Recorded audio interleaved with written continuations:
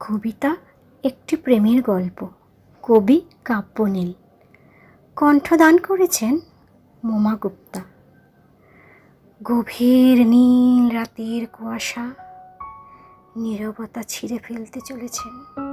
শীতল বাতাস থেকে দেহের শীতল গন্ধ শুধু তোমার জন্য অপেক্ষা করছি।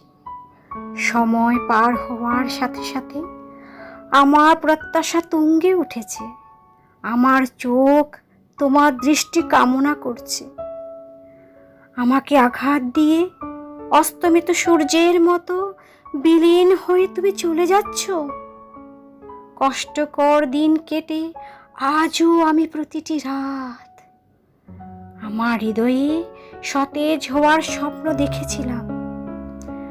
তোমার অন্তরের শেষ কথা আমি শোনার জন্য আমার হৃদয়কে আকুল করে তুলেছি। যদিও তুমি আমার প্রতিশ্রুতি ত্যাগ করেছ।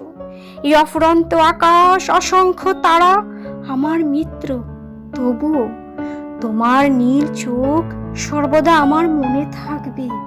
বারবার পাতায় আমাদের অসম্পূর্ণ ভালোবাসার দুঃখ ভরা চিত্রনাট্য আমি ভুলব না।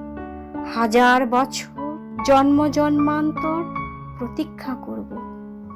হাজার বছর জন্ম জন্মান্তর প্রতীক্ষা করব।